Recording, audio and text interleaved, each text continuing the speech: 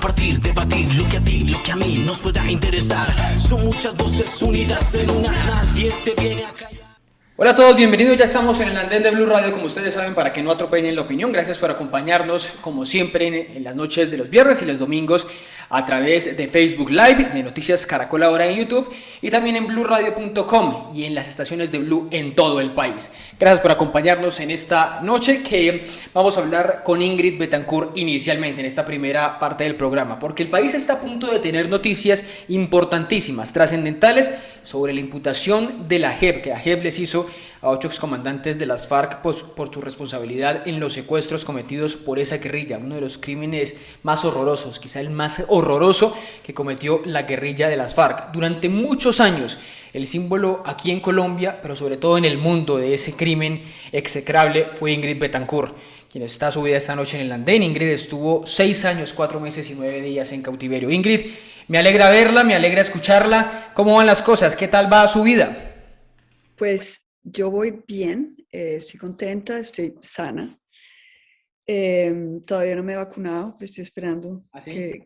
que nos puedan vacunar. Estoy bien, gracias. ¿Y tiene cita? ¿Tiene previsto cita pronto para vacuna o cómo están las cosas allá? ¿Usted está en Inglaterra en este momento? No, estoy en Francia. En Francia la cosa está un poquito más difícil que en Inglaterra desde el punto de vista, digamos, del acceso a las vacunas. Aquí es en función de la edad y a mí me tocaría normalmente después de mayo. Entonces estoy esperando a ver qué pasa ahí. Y en Francia en confinamiento por estos días. Escuchamos Francia también entró en un confinamiento de un mes. ¿Le ha tocado ese mismo confinamiento, encierro por estos días? Bueno, yo me siento en confinamiento desde hace un año, ¿Sí? desde que salió el COVID. Es decir, aparte, digamos, momentos esporádicos en que hemos tenido contacto con gente fuera de la familia. La verdad, estoy con mi mamá, ya tiene 85 años. Sí. Estoy con mi hija que acaba de tener un bebé. Entonces, digamos que teníamos un cuadro familiar de riesgo y por lo tanto decidimos como estar juntos en un mismo sitio y ayudarnos y limitar el contacto para no poner a nadie en riesgo. Ingrid, obviamente esto es totalmente diferente a todas las experiencias, digamos, hemos tenido que vivir por muchas cosas en este confinamiento, pero a usted el hecho del encierro le asemeja en algo el tema del cautiverio, esa pérdida de libertad que hemos sentido muchos, ¿se parece en algo a ese horror de la selva o por más horrible que esté esa situación que estamos viviendo no es ni medianamente comparable? Hay en algún momento sí como ecos. Sí. Con la gran diferencia de que estoy rodeada de las personas que amo. Claro. Entonces eso cambia todo. Pero digamos la necesidad de crear una rutina, de tener una mente muy sana para manejar, yo diría, una situación excepcional. Eso sí lo he vuelto a sentir, como ese rigor, esa disciplina interna. Esa disciplina pero sin estar bajo el sometimiento de nadie, claramente, ¿no? Es parte de No, Dios la gracias, situación. y sobre todo es decir, la gran diferencia es que aquí, yo creo que uno de los grandes traumas, ahora mirándolo, digamos, con la perspectiva de lo que estoy viviendo ahora y de tantos años que han pasado, uno de los grandes traumas para mí fue el estar bajo vigilancia las 24 horas al día. Es decir, tener una mirada encima de uno las 24 horas al día, que uno no puede hacer nada, ni siquiera ir al baño o bañarse o ninguna de las cosas que uno necesita, estar solo. Eso fue, es decir, eso sí es algo que realmente me marcó muchísimo y eso ha hecho que aprecio, defiendo, digamos, es algo importante, mis espacios. Que es la privada y la intimidad. Ingrid, Sí. viendo desde allá, aunque usted ha tenido que estar involucrada, por supuesto, con Colombia, por las audiencias de la JEP y le pregunto sobre eso exactamente. ¿Usted cree que se están haciendo las cosas bien para que a través de esa vía, que es la que acordamos, se escogió el país, se acordó en un proceso de paz, conozcamos la verdad y ya algo de reparación? ¿Se está haciendo bien las cosas para que las FARC le respondan a ustedes, las víctimas? Bueno, yo realmente no espero mucho de las FARC, Mm. pero yo sí espero mucho de la justicia, digamos. Ese es como eh, yo diría que esto es un proceso con varias etapas. Las etapas que se han cumplido hasta ahora me han dado satisfacción y tranquilidad en el sentido que pienso, es decir, cuando la JEP saca digamos,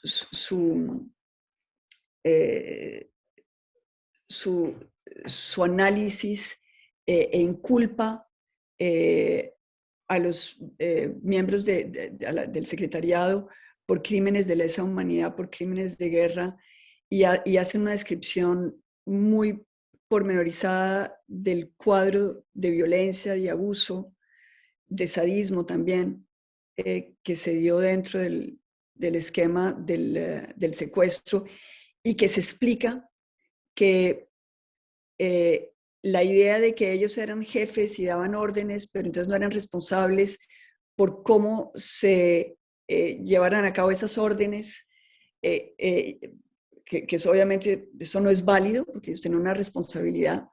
Eso a mí me dio tranquilidad, eh, y realmente quedé sorprendida porque sí pensé que lo que habían hecho en la JEP era una sustentación seria, sin patología, es decir, realmente sin apasionamiento, pero algo que daba de una manera muy verídica la realidad y la gravedad de lo que se vivió. Entonces, por ese lado, yo diría que está bien. Ahora, el gran problema que tenemos, y esto es lo que vamos a ver, es cuál es la condena que le van a poner a estos comandantes una vez que ya el tribunal se exprese. Sí.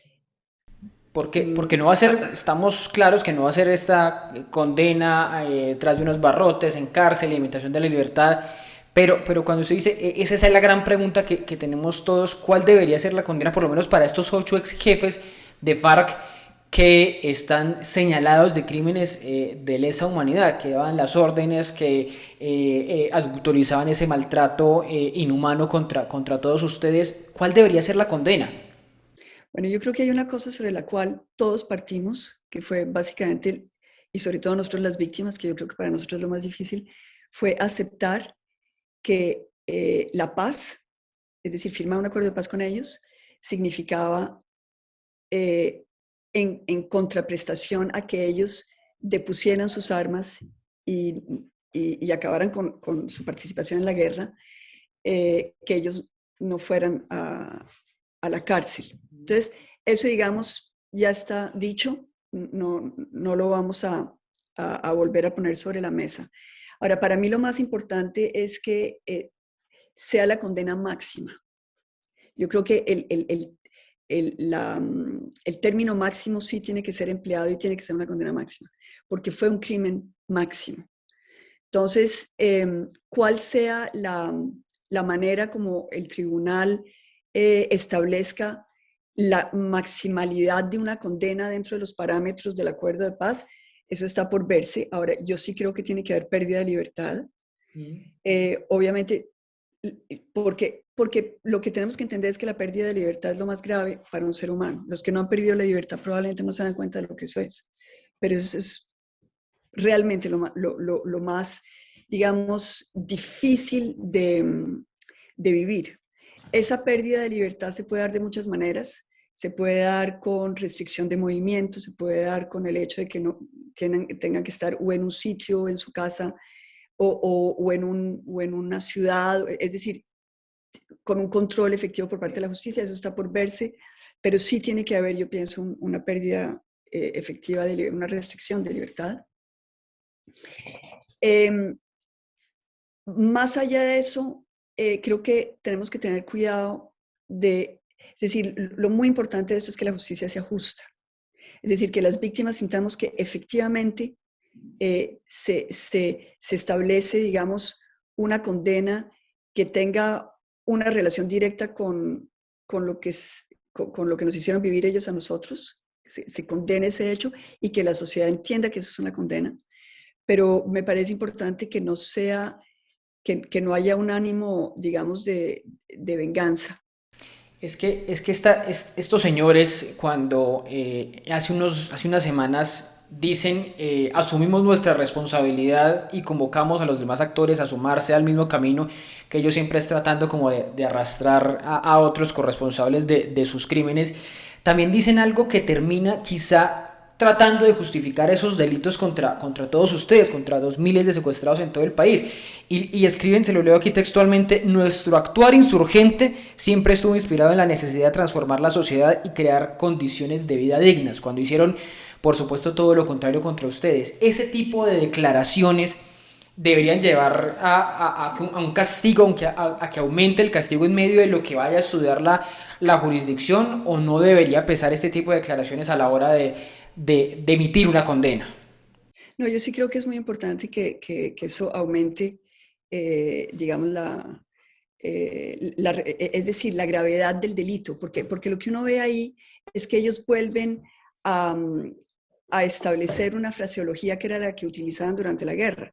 Es decir, a mí me da la impresión, yo me acuerdo es decir, de una entrevista que vi hace poco en que esta se había transmitido en la televisión francesa durante mi secuestro, pero el tema era que el reportero llegaba, hablaba con Fabián Ramírez y le decía, los familiares de Ingrid Betancourt están pidiendo su liberación, se acaba de morir el papá de Ingrid, por favor, ¿usted qué le responde a la familia? La respuesta de Fabián Ramírez es una respuesta de ese tenor. Es decir, la respuesta es: la familia de Ingrid Betancourt es egoísta, nosotros, en cambio, estamos luchando por el pueblo. Es decir, es inaceptable. Es decir, a partir de ese momento uno se da cuenta que esa especie como de mesianismo o de pensar que ellos tenían la verdad revelada y que ellos tenían una especie de poder de enjuiciar al mundo entero, supuestamente a nombre de un pueblo que ellos estaban agrediendo, que ellos estaban victimizando. Yo creo que eso es parte del cuadro de abuso, porque ellos utilizaron esa justificación es decir, para hacer lo que hicieron. Entonces, ahí lo que uno ve es que ellos todavía siguen con una necesidad de endulzar y maquillar el crimen que cometieron, y por lo tanto me parece a mí que la justicia tiene que ser aún más severa, porque no hay el famoso arrepentimiento del cual se habló es decir, se habló de arrepentimiento, de no repetición, con ese tipo de declaraciones, pues se vuelve a repetir la cosa, sí. Ingrid, ¿qué le contó usted a la JEP de su día a día, de los malos tratos en contra de ustedes, de esa vida horrorosa de esos 6 años, 4 meses y 9 días? ¿Qué cree usted que es lo más importante que debía escuchar a esa jurisdicción y que usted le contó, que hace parte obviamente de eso que usted cuenta, el análisis, la acusación que presentan contra estas personas? Bueno, yo diría que el tema hay que como que dividirlo en varias partes.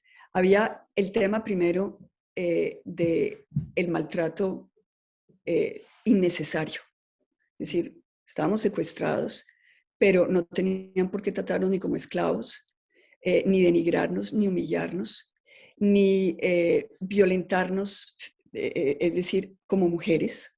Es decir, había realmente un tema muy, muy grave que tiene que ver con esto, ¿no? Es decir, cuando se parte de la base de que ellos, es decir, que ellos estaban actuando por el pueblo y para el pueblo, nos convertían a nosotros en cosas. No éramos seres humanos, no éramos pueblo, éramos o el enemigo o una mercancía, o yo me acuerdo que ellos en algunos momentos, y lo dicen, es más, ellos dentro de los testimonios que le dan a la JEP, dicen que ellos sentían que nos tenían que tratar con la misma, con el mismo cuidado con el cual trataban a sus animalitos. Es decir, nosotros éramos unos animales donde nos tenían entre unos cercos, nos daban de comer lo que había y se despreocupaban es decir, de todo lo que estaba sucediendo desde un punto de vista humano. Es decir, fue un proceso de deshumanización muy profundo, muy doloroso. Que eso es lo más grave de todo, que había la inhumanidad por una ideología, por muchas cosas. Pero me llama la atención que se lo leí en una entrevista hace un tiempo y creo que está en parte de lo que usted le dice a la JEP y lo vuelve a mencionar ahorita, el tema de las mujeres. Había un especial maltrato hacia la condición de ser mujer, había una condición de género desfavorable en las FARC. Bueno, ni qué se diga con las guerrilleras, pero con ustedes, mujeres secuestradas, ¿también lo sentía usted? Yo quiero decir primero que el tema de la mujer es un tema que es decir, es un tema mundial, es decir, es de sociedad. Es decir, ya de hecho partimos de que la mujer en el mundo siempre tiene como un sesgo negativo que obviamente se acrecentó en la guerrilla. La guerrilla es decir, esa organización de las FARC sigue siendo, porque hay todavía farquianos en la selva y siguen en su narcotráfico y en sus estados, los que se devolvieron. Es decir, esa organización sigue siendo una organización misógina.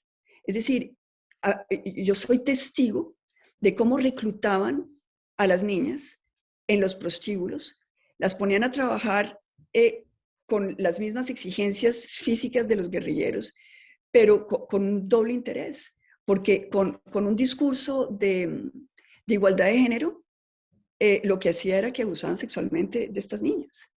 Y eso era algo que para ellas no era obvio, porque ellas venían de cuadros de abuso, ellas venían de prostíbulos, ellas venían de maltrato social y familiar. Entonces, había ya de hecho, digamos, esta mentalidad muy machista, muy en contra de la mujer. Ahora, a eso se añadía que dentro de la guerra se desarrollaba en contra de la mujer un sesgo de desconfianza. Toda mujer en la guerrilla era sospechosa. Toda. Era sospechosa porque partían de la base de que una mujer era fácil presa de cualquier secuestrado hombre que la podía enamorar, voltearla para escaparse. Nunca se preguntaban si los hombres podían ser presos del mismo tipo, es decir, de que las mujeres, no, las mujeres eran culpables ya de hecho. Entonces las sesgaban. Las guerrilleras no tenían la posibilidad de estar con los secuestrados. Ellas las mantenían siempre alejadas. Aún yo estuve en un grupo donde era la única mujer. Era obvio que hubiera sido más fácil para mí en lo cotidiano, en muchos momentos, estar con guardias mujeres y no con guardias hombres. No lo permitían. Y había un sesgo de desconfianza contra ellas. Ahora, yo creo que el tema de la mujer en la guerrilla es muy, muy grave. Estaba hay otro tema que se añade, que es el tema de los abortos forzados. Es decir, niñas que yo vi niñas embarazadas, enamoradas de sus compañeros, que las forzaron a abortar. Y vi el drama de estas niñas. Es decir, realmente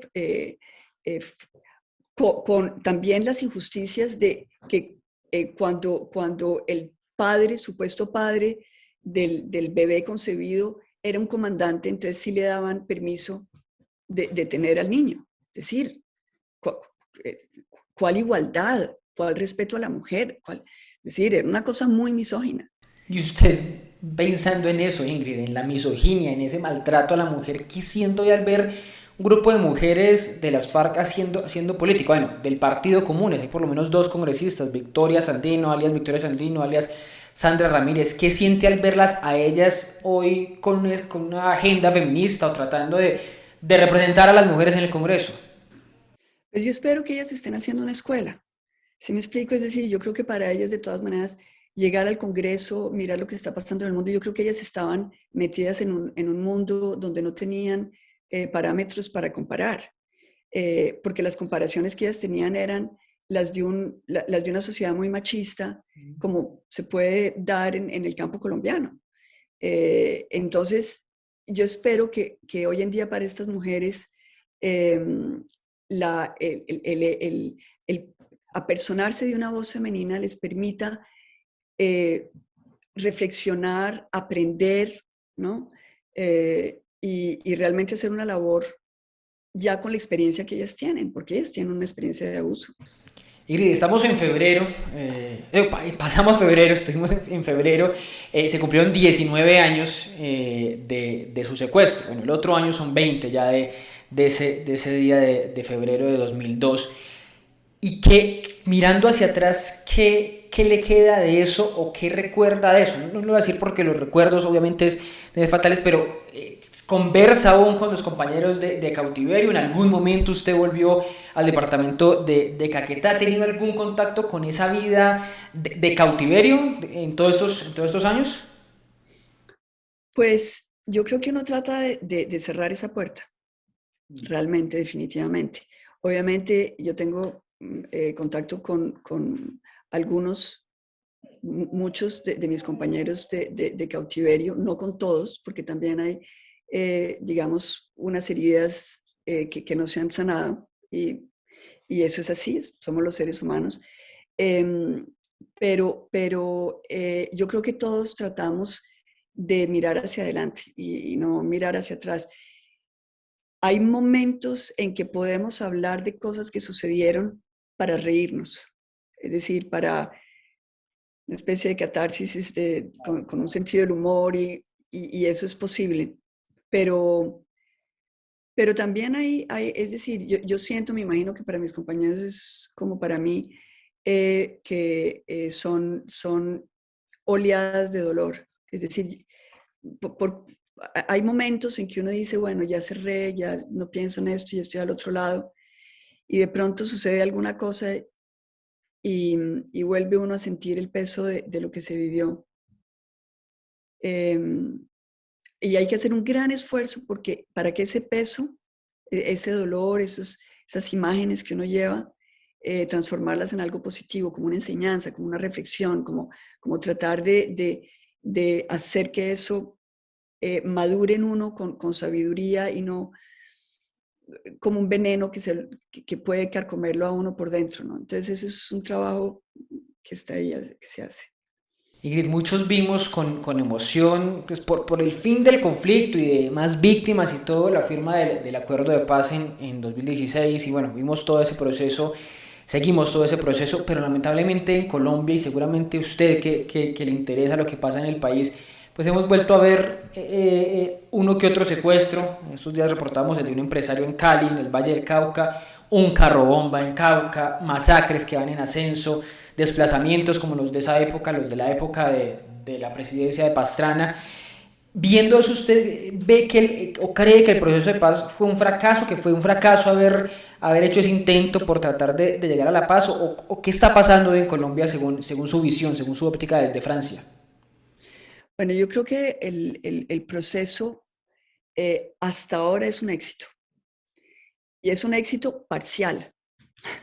Es decir, no estamos hablando de la paz total y no estamos hablando de que en Colombia podemos andar a las 2 de la mañana en cualquier sitio sin miedo. Es decir, la violencia en Colombia tiene muchos matices, tiene muchas fuentes, tiene muchas explicaciones, pero por lo menos, y por eso me parece que es un éxito importante, logramos dividir a las FARC. Y eso es una gran victoria. Y los que se devolvieron es una guerrilla disminuida, es una guerrilla que adicionalmente ya no tiene ninguna posibilidad de reclamarse de alguna ideología. Es decir, todos tenemos claro que bajo el disfraz del camuflado hay un cartel de la droga. Es decir, yo creo que eso ya todos lo tenemos muy, muy claro. Pero antes no, antes con las FARC la marca anterior no lo era tanto. No, yo creo que eso fue digamos, ellos sufrieron un proceso o una evolución en que se fueron transformando poco a poco en el monstruo que finalmente los ahogó en el delito y en el narcotráfico. Ahora, lo que sí hay que reconocer es que dentro de esa organización habían elementos suficientemente no contaminados como para haber querido decir, bueno, esto se lo está llevando el diablo, es importante que paremos ya porque ya no va a haber vuelta atrás.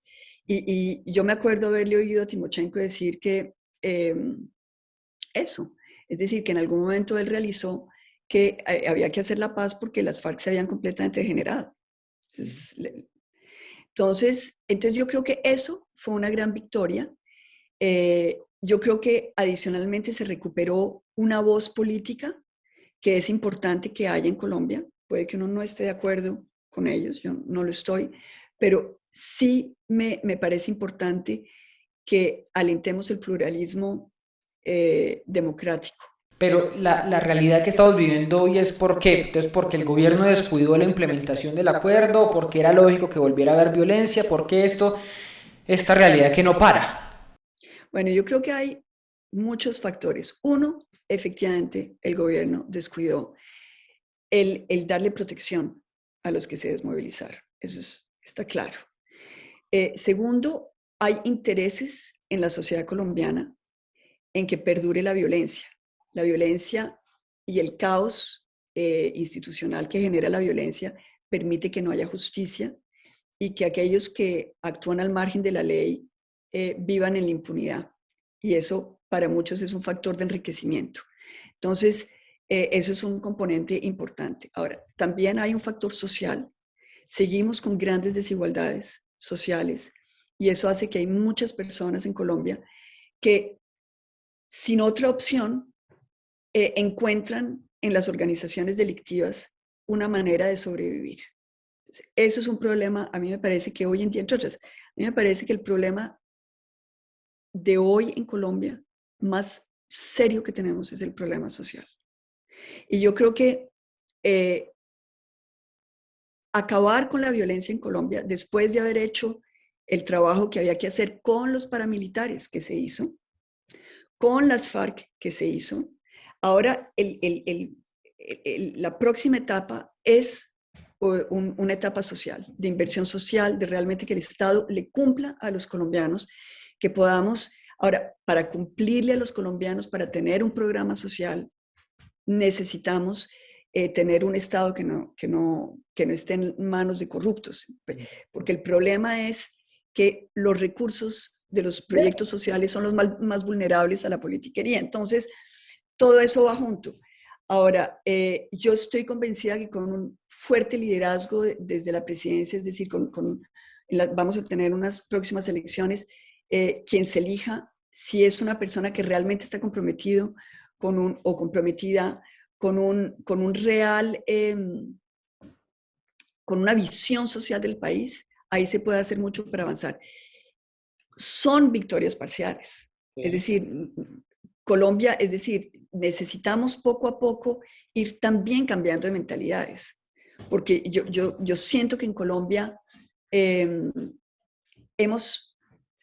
nos hemos acomodado a vivir de esta manera entre la corrupción y la violencia y ya nos es difícil salir de ese marco de pensar. Entonces, cuando uno hace empresa en Colombia, uno tabula que hay un costo que se va a pagar por corrupción, otro costo que se va a pagar por violencia, etc. Y eso permea las mentalidades. Es decir, yo creo que todo eso toca ir poco a poco trabajando, digamos, el, el cuadro mental de los colombianos para que seamos mucho más exigentes y mucho más solidarios con nuestro país, desde un punto de vista fiscal, desde un punto de vista de respetar las reglas, un poquito, digamos, en la vena mocusiana, de ser buenos ciudadanos, etc. Entonces, yo creo que todo eso está, tenemos los elementos, hay que reunir todo ese rompecabezas, armarlo bien, pero yo, la verdad, yo creo que Colombia ha avanzado bastante. Menciona usted, Ingrid, lo de las próximas elecciones. Es inevitable empezar a hablar. Bueno, estamos hablando ya de precampaña, de coaliciones de un lado, coaliciones del otro. ¿Usted cómo ve esas elecciones? ¿Le gustaría participar activamente? ¿Le gustaría apoyar a alguien? Bueno, usted lo hizo en el 2018. ¿Repetiría, por ejemplo, ese apoyo a Gustavo Petro o cree que hay otros liderazgos, otras personas que podrían disputar esa elección del próximo año presidencial? A mí, es decir, lo que me parece fundamental para Colombia es que logremos pensar por fuera del esquema de la polarización. Yo creo que eso es, esa puerta la tenemos que cerrar. No podemos seguir pensando en los uribistas y los antiuribistas no. Tenemos que pensar en el proyecto Colombia. Y eso es un reto. Y obviamente, es decir, a mí me interesa mirar qué candidato o qué candidata puede sintonizarse con una nueva etapa para Colombia. Ya, pasemos a otra cosa.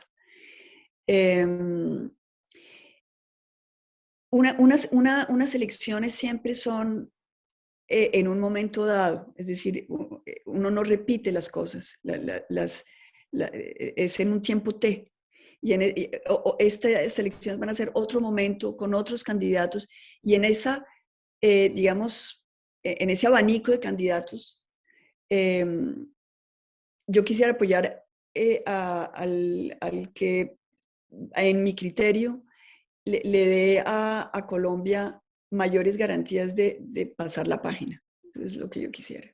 No ve ningún nombre en este momento que se le ocurra que pueda Pues ser. estoy mirándolos a todos y la verdad pienso que hay nombres buenos, nombres importantes, pero como eso se juega, es decir, también uno tiene que sentir la persona en su momento.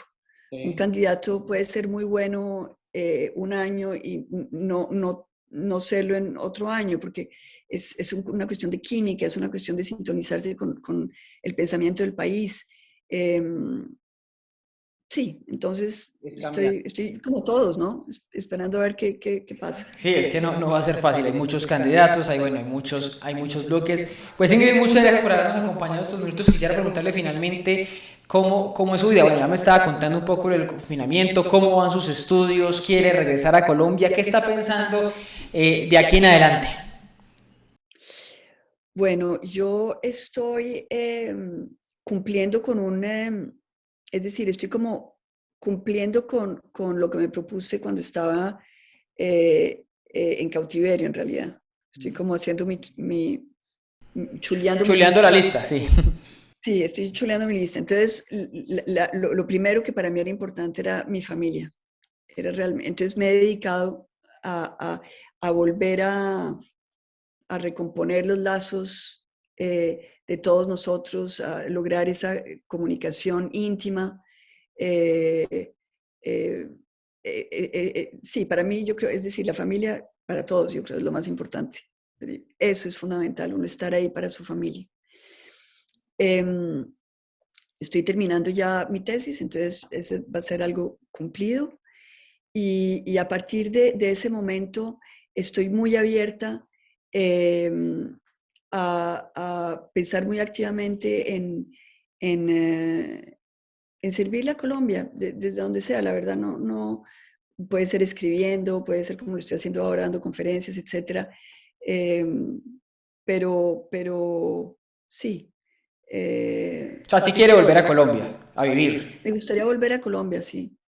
Sí, me gustaría.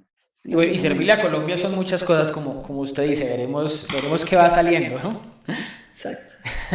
Pues Ingrid, me alegra verla, me alegra escucharla, me alegra verla sonreír, sobre todo que esté con su familia, que esté viviendo estos momentos que son difíciles para todos, pero que, como usted lo decía, es con los suyos, es con sus seres queridos y ni siquiera comparable con ese horror de esos años de 2002 a 2008.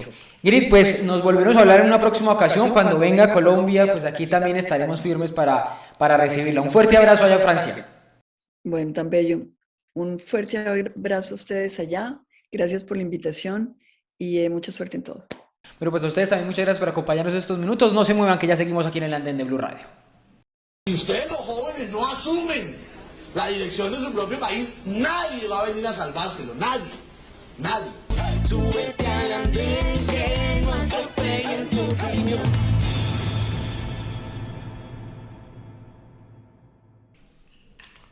Seguimos en el andén de Blue Radio. Ustedes gracias por acompañarnos esta noche a través de Blue Radio, bluradio.com y a través de Noticias Caracol ahora en YouTube.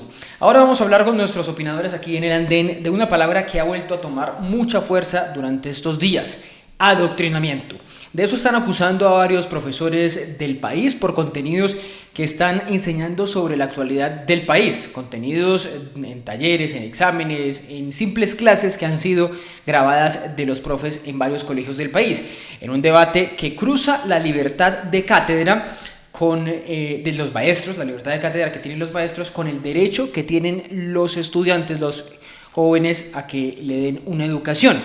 Se está contando un solo lado de la historia, se están politizando las clases, hay manipulación de los niños de parte de los profesores, hay un interés del gremio, del sindicato específicamente de los profesores, por contar un lado y favorecer a unos y perjudicar a otros. Pues todas esas preguntas las vamos a resolver estos minutos aquí en el andén de Blue Radio para que nos acompañen esta noche de programa. Para eso ya están subidos en el andén, ahí ya ustedes los están viendo. Están subidos Daniel Vázquez. Daniel, buenas noches, ¿qué tal va todo? Hola Ricardo, hola Alejandra, hola a toda la audiencia, buenas noches. Muchas gracias por esta invitación. Estamos ya subidos en el andén para hablar sobre este tema, sobre el adoctrinamiento que se está ocurriendo en algunos colegios. Vamos entonces aquí a discutir todo ese tema con Alejandra y bueno, espero que tengan muy buena noche el día de hoy. Bueno, y Alejandra, ¿qué tal va todo? Hola Daniel, bueno, muchas gracias por la invitación. Me subo de nuevo al andén a opinar sobre un tema que es bastante polémico, la libertad de cátedra de los profes, y también pues un saludo a Daniel y a todos los oyentes y las oyentes de Blue Radio en esta noche. Bueno, lo que estaba pasando, lo que generó toda esta discusión de la que hemos hablado la semana pasada y otra vez hoy, fue un taller en un colegio de Cali, un taller sobre falsos positivos, donde le preguntaban a los estudiantes varias cosas. Empezaban preguntándole qué era un falso positivo, quién tenía, qué se conocía sobre la responsabilidad de mando, pero después empezaban a hacerse preguntas muy específicas y la última de ellas, o una de las últimas de ellas, era justamente sobre cuál era la responsabilidad del expresidente Álvaro Uribe en esos delitos, en esos crímenes atroces de los falsos positivos, y por cuenta de eso pues fue Troya. Se armó la discusión sobre si la profesora, en este caso hablamos de la profesora Sandra Jimena Caicedo, pues estaba adoctrinando, que es el verbo, es la palabra que están utilizando algunos para hablar de lo que está pasando en algunos colegios, y estaba adoctrinando a los estudiantes al inducirlos en algunas respuestas y también a enviarles un material que para algunos se antojaba que estaba dispuesto hacia un lado, hacia una ideología determinada. Daniel, ¿se puede hablar de adoctrinamiento? ¿Esa palabra puede existir en lo que está ocurriendo con este y muchos otros casos en otras ciudades y otros colegios del país? ¿O cómo entra ahí la tensión también con la libertad de cátedra que tienen también los profes naturalmente para alimentar el contenido de sus clases, Daniel? Sí, Ricardo, digamos que hablar de adoctrinamiento pues ya es afirmar algo en el cual se debe comprobar, pero sobre lo que está sucediendo y lo que ha pasado, porque digamos, el caso de la profesora de Cali no es el primer caso que se conoce. Ya hemos visto diferentes videos de estudiantes siendo inducidos a cantar a favor de la JEP o a cantar arengas en contra del presidente. Entonces, aquí lo que tenemos que entrar es a revisar digamos, los casos específicos. Frente al taller enviado de la profesora, nos debemos preguntar si la profesora ha hecho algunos otros talleres hablando sobre el conflicto armado, pero hablando sobre los hechos y los hechos delictivos cometieron las FARC o que cometieron las autodefensas, y también a preguntarnos cuáles son las respuestas que ella considera correctas a la hora de contestar este taller. Puede que un estudiante quisiera contestar sobre que el presidente Uribe no haya tenido ninguna injerencia frente a los falsos positivos, porque pues así está dicho por hasta el momento no se ha comprobado nada, digamos, no hay una sentencia judicial que diga lo contrario. ¿Estaría correcto que este estudiante contestara de esta manera? ¿Cuál sería la calificación si un estudiante contesta diferente? Bueno, entonces, es preguntarnos cuáles son las respuestas que la profesora consideraría correctas, y pues, también conocer cuáles son las diferentes temáticas que ha enseñado ella en su clase. Pero claro, si no hay una respuesta concreta, si no conocemos el contenido de todas las clases, sí se puede hablar de adoctrinamiento solo con las preguntas, sí se podría hablar de que está viciando la educación de los niños. Digamos que en primera instancia el taller fue publicado en las redes sociales, sí, y pareciera que hay que ella quisiera inducir a unas respuestas claras y llegar a una culpabilidad del expresidente Álvaro Uribe. Sin embargo, aquí pues toca ser respetuoso con la libertad de cátedra y preguntarnos y dejarle a la profesora pues enseñar su contenido, pero sí hay que preguntarnos cuáles son las respuestas correctas que ella considera en este tipo de talleres. Y hay que preguntarnos cuál es la libertad, hasta dónde llega la libertad de cátedra y hasta dónde llega un adoctrinamiento o una inducción a una ideología a la cual pues pertenecen muchos profesores que pueden estar afiliados a FECODE. Sí. Bueno, voy con Alejandra Yacingo para preguntarle un par de cosas sobre el contenido como tal de ese taller, sobre el contenido de lo que ha venido conociéndose posteriormente, que además se conoció otro caso en Cali. Alejandra, la palabra de adoctrinamiento cabe acá, cabe esa idea de que a los estudiantes les están enseñando un solo lado de la historia. No, yo creo que definitivamente no hay adoctrinamiento en los colegios públicos y me atrevería a decir que tampoco en los privados, a pesar de que pareciera muchas veces, sobre todo en los católicos.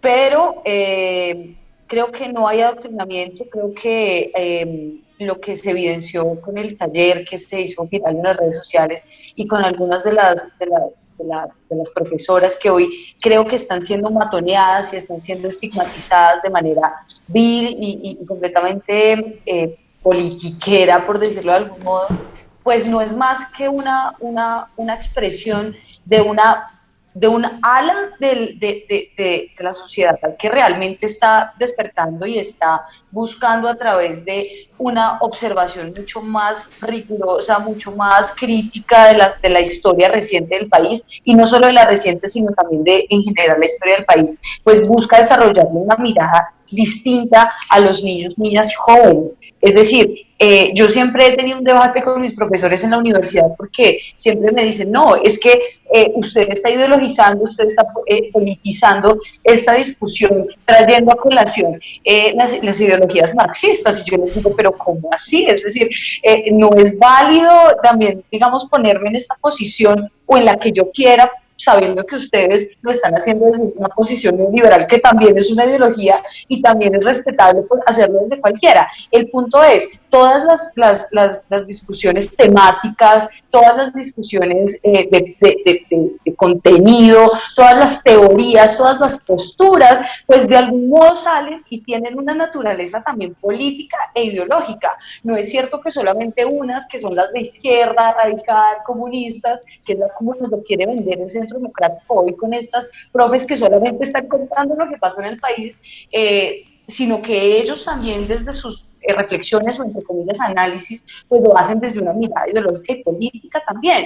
Entonces creo que no hay una correcta y una incorrecta. Lo cierto es que ellos han querido vender que la incorrecta es la mirada crítica, la mirada izquierda, de centro izquierda. Alejandra, un ejemplo, sí, un caso específico, un crucigrama que les pusieron a hacer a unos estudiantes de Envigado hace un tiempo, y decía una de las descripciones para que la gente respondiera, que los estudiantes respondieran, ¿cuál fue el presidente que se le atravesó al propósito de paz de Colombia y quiere la guerra? Decía un punto, y entonces el apellido era Uribe. Y entonces en otro de las preguntas decía el presidente que más ha hecho esfuerzos por la paz, etc., y la respuesta era Santos. En esas respuestas, preguntas y respuestas, no inducen al mismo estudiante a una respuesta, a que empiece a cultivar una ideología, a que empiece a creer que la realidad es de una manera y no de otra. Yo sí creo que hay en la educación en general se imprimen una cantidad de valores, de creencias, de ideologías, digamos, de los profesores y profesoras. Todos hemos tenido, yo creo, y seguramente los oyentes verán la razón, un profe o una profe del colegio, de la universidad, que nos cambió la vida. O sea, que nos dijo, vea, usted lo que tiene que leer es esto y veas esta película, y bueno, y uno dice, profe, gracias, porque por usted elegí estudiar esta carrera, cualquiera.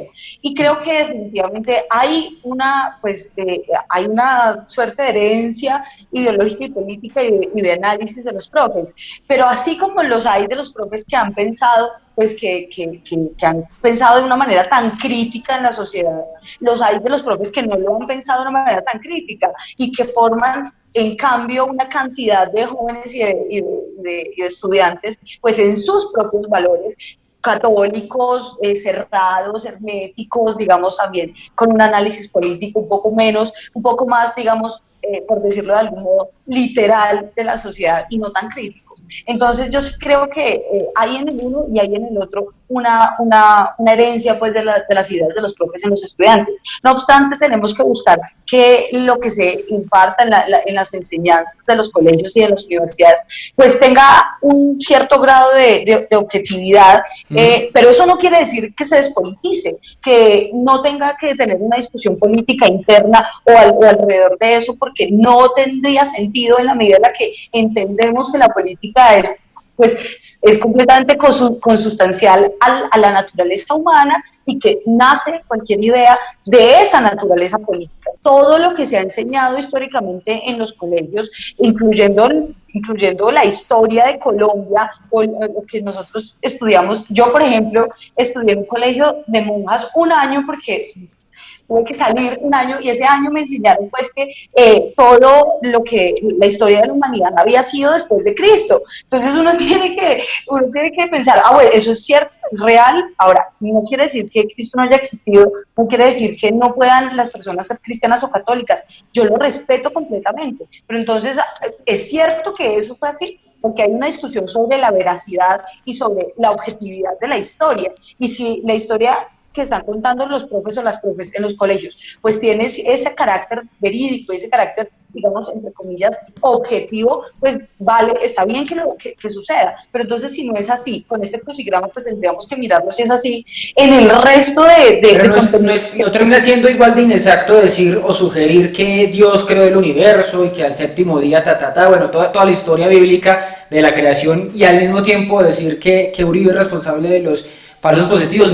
No son dos cosas que ¿cómo yo sí creo que es irresponsable. Yo sí creo que es irresponsable en la medida en la que no exista pues un fallo judicial que hoy lo plantee, pero lo cierto es que ese no es el punto, esa no es la discusión, si Uribe fue o no el culpable. Lo cierto es qué hay alrededor de ese hecho político, de esa realidad de los falsos positivos y cómo se constituyó hoy, ¿por qué hoy hay más de 6.500 pues, víctimas de esto? ¿Por qué hoy? ¿Y cuál es esa historia? La historia del conflicto armado interno pues tiene que empezar desde hace muchos años sobre la desigualdad tan grande que hay en Colombia, y a la par hay que hablar también de economía, de política y de historia, y yo siempre he pensado que hay una deuda enorme en los colegios y en las universidades sobre, bueno, ¿qué es Colombia más allá del florero de Llorente, más allá del Día de la Independencia, más allá de la Revolución de las Mujeres? Creo que ¿qué es Colombia en toda esa constitución histórica,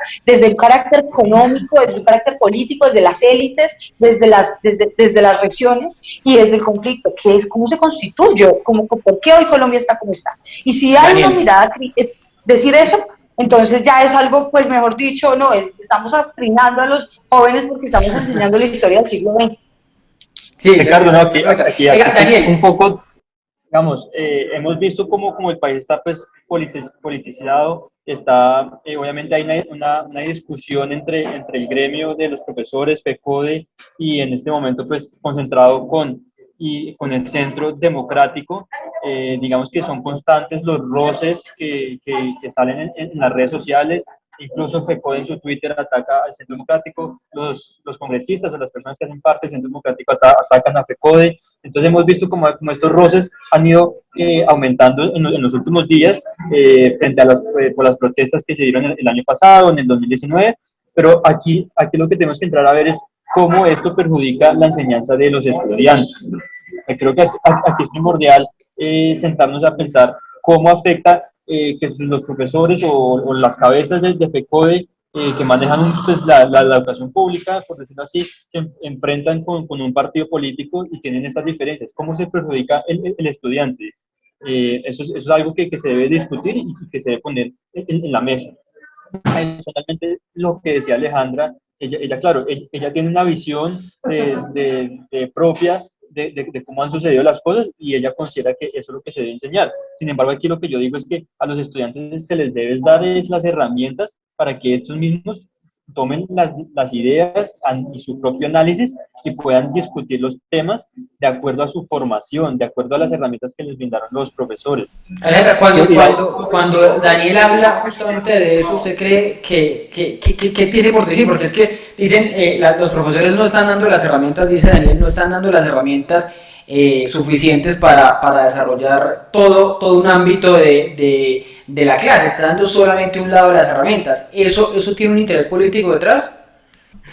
Sí, yo creo que efectivamente hay una discusión acá importante y es que han querido, que es un poco lo que dijo este joven del Centro Democrático, han querido como fecodizar esta discusión. Entonces, esto es lo que pasa siempre en FECODE, esto es lo que ha pasado siempre en FECODE, FECODE es un centro de adoctrinamiento, y la realidad es que si bien los profes algunos pueden no tener esa objetividad, digamos, tan completa o tal vez, no sé, esa como puede llamarse esa imparcialidad que se busca, pues no es cierto que todos los profesores sean así. De hecho, la mayoría de profesores de Colombia que están pues afiliados a FECODE, pero que también están en la primera línea de batalla en esto del COVID, son los únicos que normalmente tienen ese canal directo con los niños, niñas, jóvenes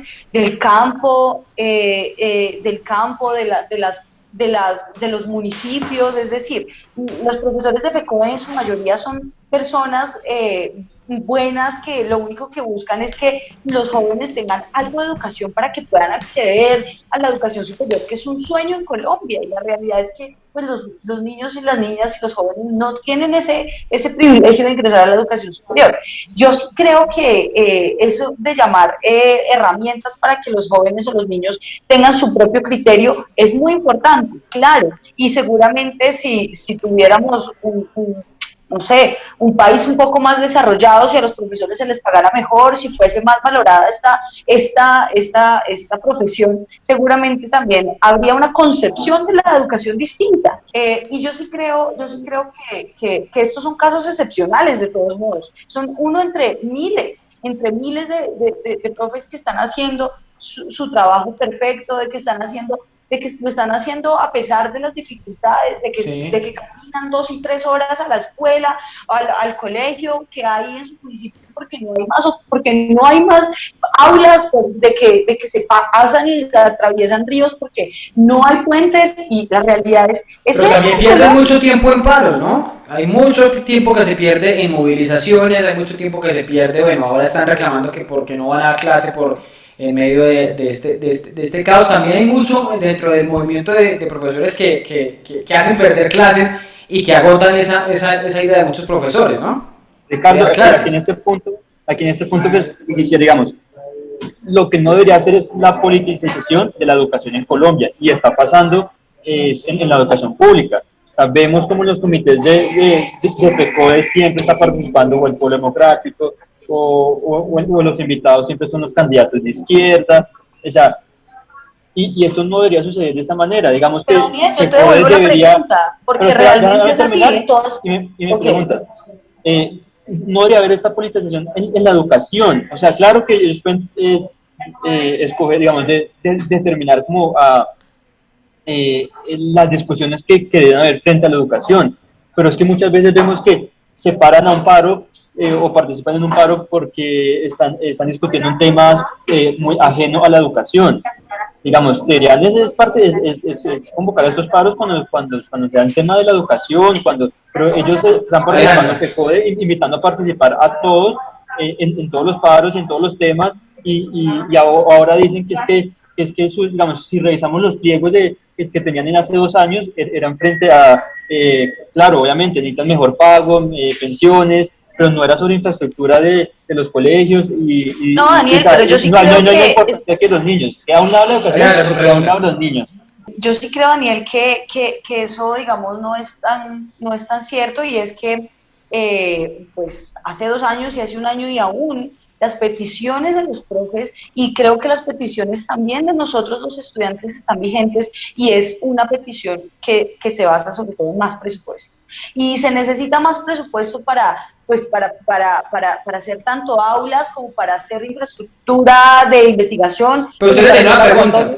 La pregunta que le tenía a Daniel, pues si nosotros, o sea, si usted llama a politizar la educación cuando pues integrantes de partidos de izquierda o de líderes de opinión o lo que sea, asisten a las cosas importantes de FECODE, pues la misma pregunta se devuelve para todos los representantes del Centro Democrático, del Partido Conservador, incluso el Partido Liberal, que están asistiendo a todos los grandes foros y a las grandes conferencias, pues de las grandes empresas, de las grandes asociaciones, de las grandes corporaciones. Es decir, es exactamente lo mismo. Y lo que les decía, si usted estudia si usted se para desde una postura marxista para analizar la sociedad, pues es válido, pero no me venga a decir que entonces esa es ideologizada mía, que es neoliberal, pues basada en el clasicismo. Entonces, si me paro desde Hayek a analizar la economía, no es ideológico, por favor, es exactamente igual, pero es de una mirada completamente conservadora, un poco más de la derecha, un poco más cuidadosa, por decirlo así, del caso público. Es lo mismo. Creo que hay una necesidad de dejar de decir que hay que despolitizar, cuando lo que hay que hacer es enseñarle a los jóvenes que todo tiene política, y que si nosotros no nos metemos en política, la política sí se mete con nosotros. Bueno, voy despidiendo su respuesta, entonces, porque le quedé la pregunta a Daniel para despedirme. ¿Sí deben entonces ir los profes con la izquierda y los de derecha con los empresarios? ¿Eso es una unión indisoluble entonces?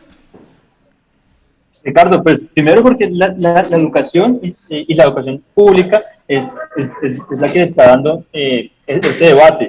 Digamos, aquí si las empresas, los empresarios, el gremio de los Andes, que es un gremio, digamos, privado, con empresas privadas, si ellos quieren invitar al que quiera, pues lo invitan, pero cuando estamos hablando de una discusión pública, pues este debate sería abrir a muchos más espacios, pues debería cambiar, pero hablemos de la educación pública y el rol de FECODE. ¿Debería FECODE ampliar sus espacios para que participen otros partidos, otras voces, otras ideas en sus discusiones? Yo creería que sí. Pero se les debería obligar a eso es politizar. Eso sería politizar de todo. No, pero es que ellos ya la están politizando. Cuando solo invitan al Polo, cuando solo invitan a la Colombia Humana, cuando solo hay unos espacios para unas voces y para unas ideas. Ella la están politizando. La idea es que la educación en Colombia no fuera politizada, que fuera... pero ¿cómo separamos lo que piensan las personas de todo? O sea, hay personas que piensan, profesores que piensan de una manera, empresarios que piensan de una manera. Es muy difícil apartar eso de su concepción, de su forma de vida, ¿no?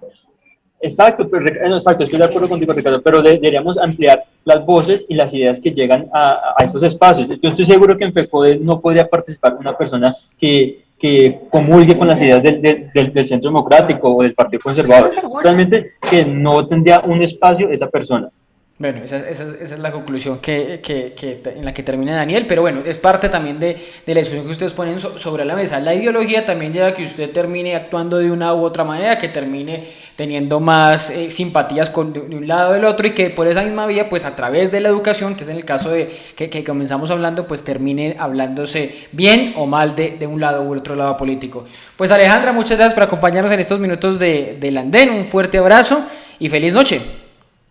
Gracias, Ricardo. Yo quiero cerrar con una idea, y es que hay un sector de la sociedad y de la política tradicional que lo que busca es impedir que se desarrolle un pensamiento crítico en los jóvenes y en los niños. Y la realidad es que se ha visto de muchas maneras. Se ha visto pues matoneando y estigmatizando a gremios como FECODE, que han luchado por la educación pública, que han luchado por defenderla como un derecho universal, y a la par se ha visto cuando lo han querido hacer, también adoctrinando a ellos con sus ideas en otros espacios. Bueno, gracias a ti, Ricardo, Daniel. Me despido, Daniel, feliz noche. Feliz noche, Ricardo, feliz noche, Alejandra, un gusto debatir contigo y feliz noche a toda la audiencia. Bueno, a ustedes muchas gracias por acompañarnos, nos vemos y nos escuchamos la próxima semana con otro personaje, otro debate aquí en el andén, para que no atropellen la opinión.